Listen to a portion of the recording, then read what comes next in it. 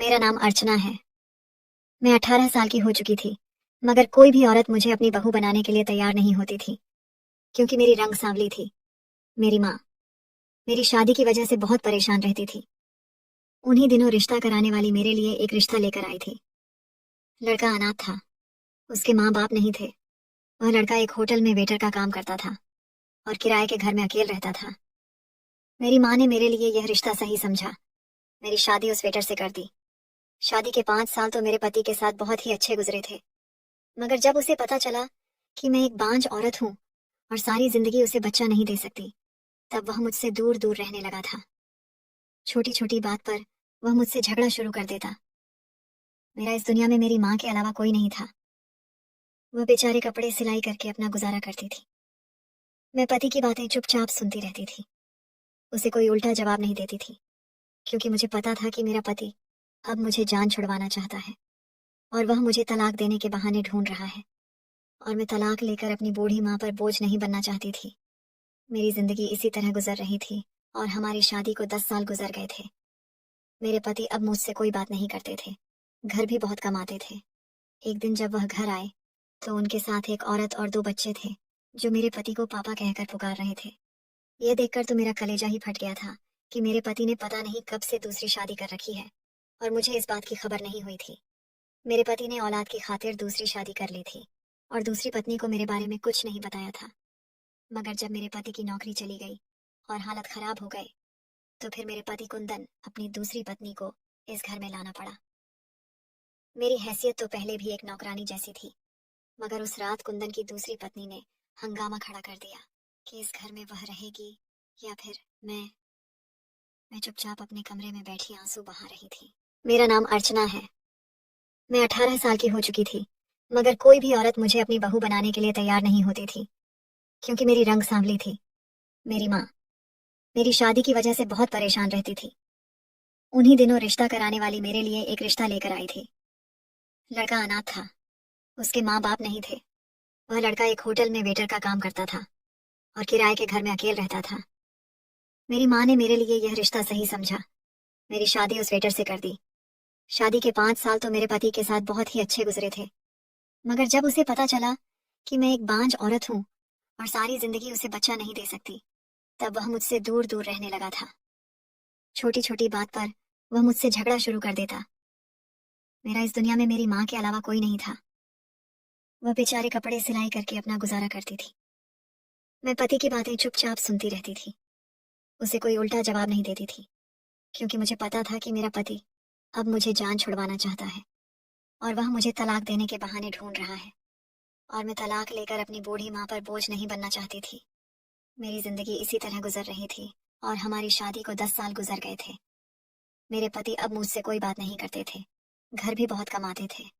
एक दिन जब वह घर आए तो उनके साथ एक औरत और 2 बच्चे थे, जो मेरे पति को पापा कहकर पुकार रहे थे।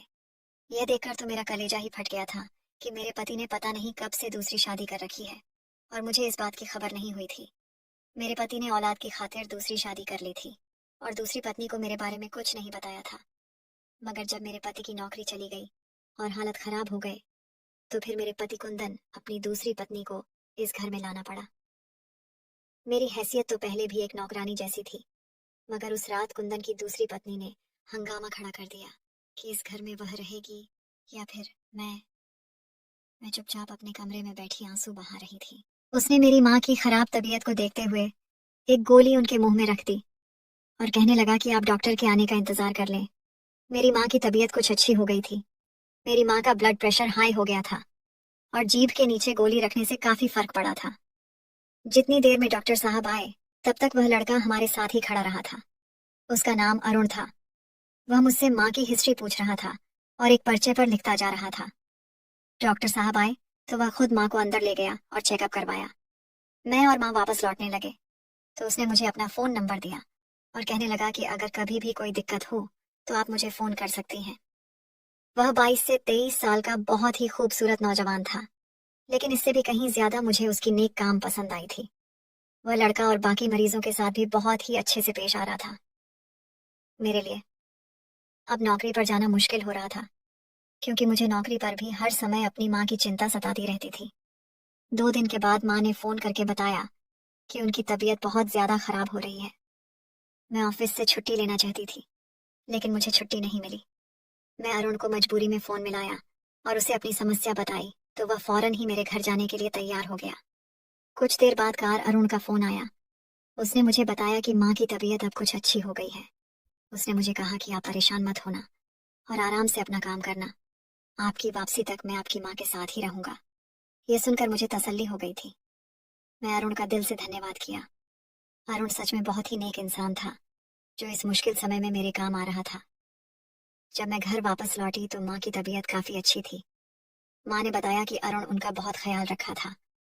अब अरुण रोज ही माँ को देखने के लिए हमारे घर आने लगा था। अब तो वह शाम के समय हमारे घर जरूर आता और खुद ही माँ का ब्लड प्रेशर चेक करता। मेरी भी उससे अच्छी जान पहचान हो गई थी। कार्तिक हमारे घर का फैमिली मेंबर बन गया था। मेरे लिए तो वह किसी छोटे भाई की तरह था। मुझे जब भी माँ की तबीयत को लेकर कोई परेशानी होती तो मैं फौरन ही अरुण को फोन कर देती। वह पिछले 3 साल से अस्पताल में जॉब कर रहा था और उसे दवाओं की बहुत ही ज्यादा जानकारी हो गई थी। एक दिन जब अरुण आया तो माँ सो चुकी थी। मैं हमेशा की तरह चाय बनाकर उनके पास आकर बैठ गई। अचानक ही अरुण ने मुझे एक ऐसी बात कह दी कि मैं हैरान रह गई। मैं सोच भी नहीं सकती थी कि अरुण इस तरह की कोई बात भी कर सकता है। मुझे लगा कि शायद वह मजाक कर रहा है। भला वह यह बात सोच भी कैसे सकता था कि उसकी और मेरी शादी हो सकती है। मैंने इस बात को अरुण का बचपना समझकर इग्नोर कर दिया और बात बदलकर पूछने लगी कि तुमने अपनी पढ़ाई क्यों छोड़ दी। वह कहने लगा कि उसे पढ़ाई का कोई खास शौक नहीं था। उसके पापा ने बहुत जोर दिया, लेकिन वह फिर भी पढ़ ना सका और उसने अपनी मर्जी से यह नौकरी कर ली। उसके माँ बाप उसकी नौकरी पर खुश तो नहीं थे, लेकिन अरुण के आगे वह कुछ नहीं कर सकते थे, क्योंकि अरुण बहुत ही जिद्दी टाइप का लड़का था। अरुण कहने लगा कि मुझे यह नौकरी करते हुए बहुत मजा आता है, बहुत सुकून मिलता है। जब मरीज सेहतमंद होकर अपने घर जाते हैं, वह पढ़ लिख कर डॉक्टर तो नहीं बन सका था, लेकिन उसने अपने इस काम में ही इतनी महारत हासिल कर ली थी, तो बिल्कुल डॉक्टर की तरह ही हर मरीज को समझा करता था। अरुण की हर बात ही अच्छी लगती थी, लेकिन मैं कभी यह नहीं सोच सकती थी कि वह मुझे शादी के लिए प्रपोज करेगा, क्योंकि मैं उम्र में उससे पूरे 12 साल बड़ी थी और एक तलाकशुदा औरत थी। लेकिन उसने अगले दिन ही मुझे दोबारा शादी के लिए पूछा, तो मैंने उसे साफ मना कर दिया और उसको समझाया कि वह मेरे लिए बिल्कुल छोटे भाई जैसा है और मैं ये सोच भी नहीं सकती कि मैं उससे शादी करूंगी। मेरी बात सुनकर अरुण उदास हो गया था और वह खामोशी से चला गया था। मुझे लगा कि अगले दिन वह नहीं आएगा, लेकिन जब मैं ऑफिस से लौटी तो वह पहले से ही मेरे घर में मौजूद था और माँ के साथ हंस हंस कर बातें कर रहा था। माँ को इतने समय के बाद हंसता हुआ देखकर मुझे बहुत खुशी हुई थी। अरुण ने मुझे देखते ही मुझे हेलो किया था और फिर माँ के साथ बातों में बिजी हो गया था। मैं इस लड़के पर हैरान थी, जिसे मैंने कल साफ साफ मना कर दिया था और मुझे लगा था कि अब वह नहीं आएगा, लेकिन वह तो रोजाना की तरह ही माँ के साथ बैठा हुआ था। मैं फ्रेश होकर चाय बनाने किचन में जाने लगी तो वह भी मेरे पीछे ही चला आया। उसके आहट पर मैंने चौक पर देखा। वह कहने लगा, अर्चना, आप कब तक अकेले जिंदगी गुजारोगी? मैं आपसे शादी करना चाहता हूँ और आपको हमेशा खुश रखूंगा। मैंने एक लंबी गहरी सांस भरी और अरुण को एक बार फिर समझाया कि मेरी और तुम्हारी उम्र में बहुत अंतर है, हमारा रिश्ता मुमकिन नहीं है। मैं जानती थी कि जिस तरह की अरुण की आदत है, मैं अगर उसे गुस्से से पेश आऊंगी तो वह इस बात को लेकर और भी ज्यादा बहस करेगा। इसलिए मैं उससे प्यार से ही समझने की कोशिश कर रही थी। मैंने उसे समझाया कि एक तलाकशुदा और बांझ औरत हूँ और अब तो मैं बूढ़ी भी हो चुकी हूँ। तुम किसी जवान सुंदर लड़की से शादी करो। लेकिन अरुण तो यह बात मानने को तैयार ही नहीं था। कभी कभी मेरे दिल में ख्याल आता है कि अरुण को मुझसे शादी क्यों करनी है, जबकि वह कम उम्र और अच्छा खासा स्मार्ट लड़का, उसे कोई भी सुंदर लड़की मिल सकती है। मैंने एक दिन गुस्से में आकर उससे कहा कि पहले तुम अपने माँ बाप से इस रिश्ते की बात करो, उसके बाद आकर मुझे बताना। उसके बाद ही मैं शादी के बारे में कोई फैसला लूंगी। मुझे पूरा विश्वास था कि अरुण के माँ बाप नहीं मानेंगे। कोई भी माँ बाप अपने 22 साल के जवान लड़के के साथ 33 साल की तलाकशुदा औरतों से शादी नहीं करवाना चाहेंगे। अगले दिन अरुण हमारे घर आया तो उसने मुझसे शादी की कोई बात नहीं की और मुझे विश्वास हो गया कि अब वह मुझे तंग नहीं करेगा। अरुण को हमारे घर आते हुए 1 साल का अरसा गुजर गया था और अब पिछले 2 महीने में उसने एक बार भी मुझसे शादी की बात नहीं की थी। मैं सुकून से अपनी नौकरी कर रही थी। माँ की तबीयत भी काफी ठीक हो गई थी। मेरे ऑफिस में मेरी पोस्ट भी ऊपर हो गई थी। मैं अपनी माँ के लिए एक काम वाली रखना चाहती थी, जो हर समय मेरी माँ के साथ मौजूद रहे, लेकिन कोई भी विश्वास वाली औरत नहीं मिल रही थी, जिसे मैं अपनी गैर मौजूदगी में अपने घर छोड़ता। जितना समय अरुण हमारे घर गुजरा, हमारे घर के दरों दीवार हंसते मुस्कुराते रहते थे। उसके जाते ही घर में एक बार फिर से सन्नाटा छा जाता, क्योंकि मैं घर के कामों में बिजी रहती और मेरी माँ अकेली अपने कमरे में पड़ी रहती। अब तो मुझे भी आदत से हो गई थी कि अगर वह एक दिन भी नहीं आता था, तो मैं खुद ही उसे फोन करके उसकी खैर खैरियत पूछ लेती थी।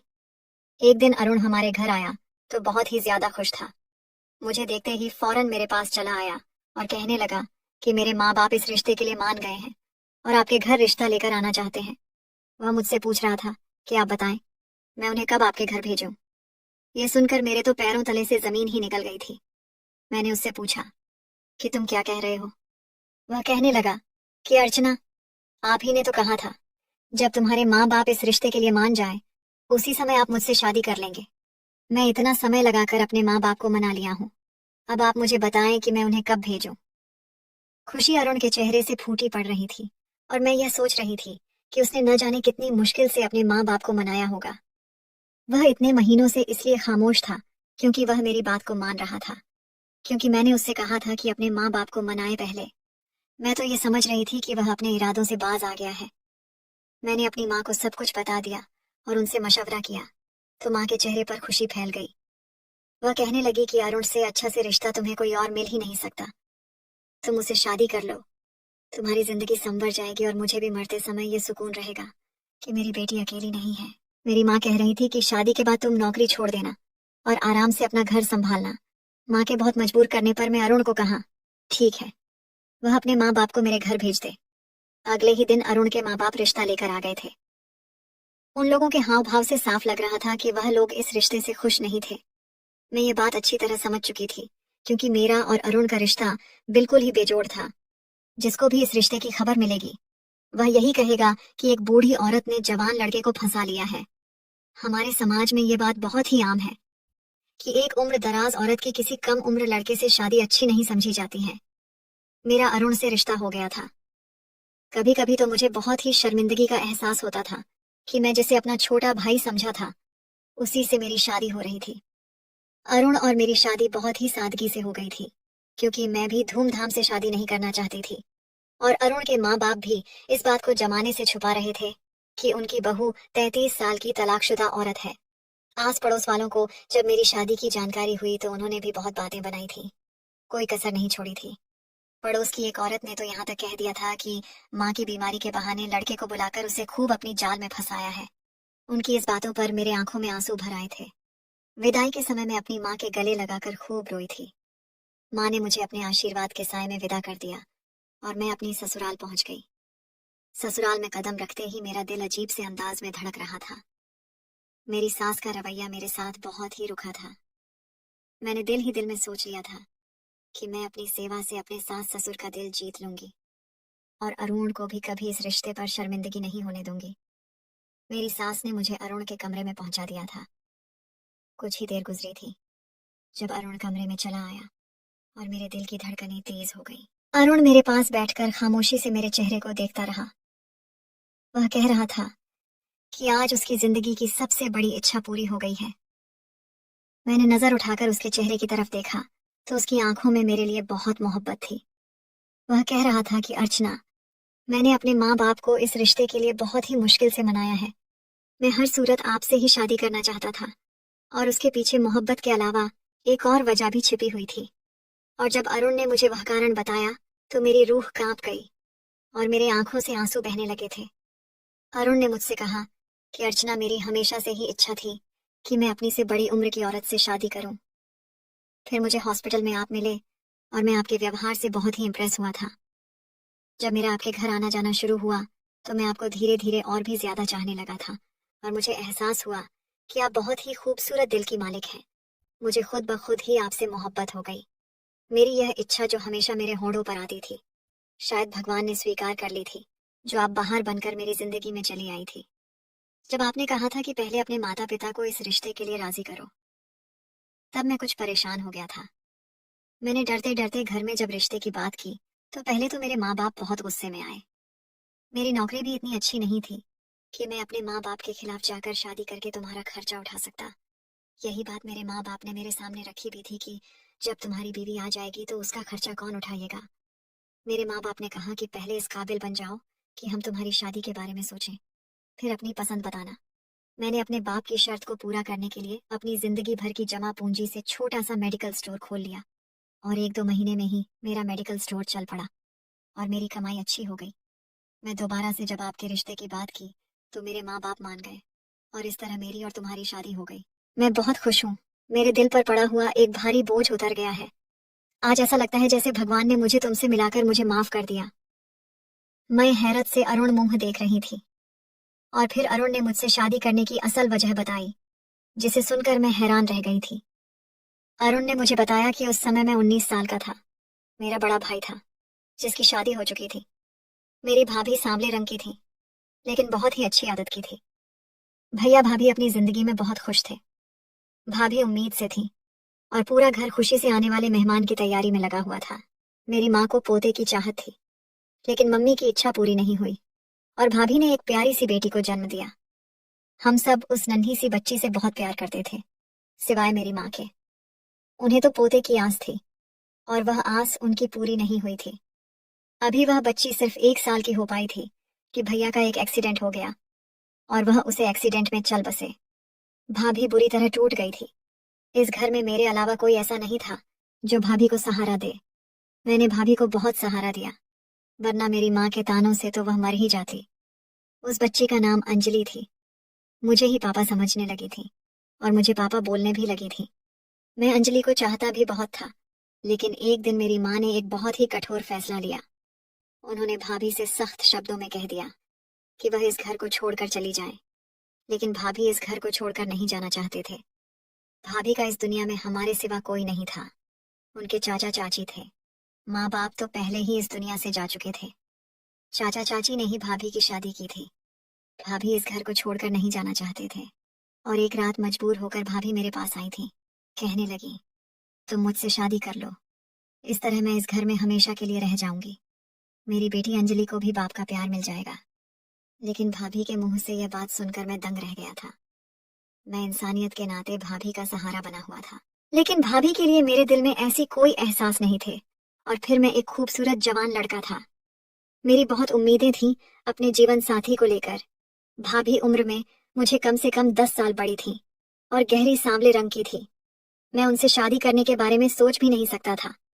भाभी की यह बात सुनते ही मुझे गुस्सा आ गया और मैंने भाभी से कहा कि आप मेरी अच्छे पान का गलत मतलब ले बैठी हैं। मैं आपसे शादी हरगिज नहीं कर सकता। आपको यह बात कहने से पहले 1000 बार सोचना चाहिए था। कहाँ आप और कहाँ मैं। मैं एक 19 साल का नौजवान स्मार्ट लड़का हूँ और आप मेरे भाई की विधवा हैं, वह भी आम से शक्ल सूरत की और उम्र में मुझे 10 साल बड़ी। मेरी बात सुनकर भाभी की आंखों में आंसू भर आए थे। वह कहने लगी, अरुण, मैं तुमसे सिर्फ मजबूरी में शादी करना चाहती हूँ। मैं इस घर को छोड़कर नहीं जाना चाहती। मेरी बेटी अंजलि तुम्हें अपना बाप समझती है और तुम भी तो उसे कितना प्यार करते हो और तुम लोगों के अलावा मेरा कोई सहारा नहीं है। लेकिन भाभी के आंसू मुझे पिघला नहीं सके और मैंने गुस्से से भाभी को कमरे से चले जाने के लिए कह दिया। भाभी नाराज से हुए कदमों से बाहर चली गई थी और मैं आराम से लेट गया था। सुबह जब आंख खुली तो पता चला कि भाभी घर पर नहीं है। वह अंजलि को लेकर रात को ही कहीं चली गई थी। मैं अंजलि को लेकर बहुत ज्यादा टेंशन में आ गया था। पता नहीं वह अंजलि को लेकर कहाँ गई। मेरी माँ तो बहुत खुश थी कि चलो जान छूटी, लेकिन मैं उन दोनों को ढूंढने के लिए निकल पड़ा था। अभी ज्यादा देर भी नहीं हुआ था कि मुझे लोगों की भीड़ दिखाई दी। पता चला कि वहां पर एक एक्सीडेंट हुआ था और जिसका एक्सीडेंट हुआ था उसे देखकर मेरे होश उड़ गए थे, क्योंकि वह अंजलि और मेरी भाभी थी।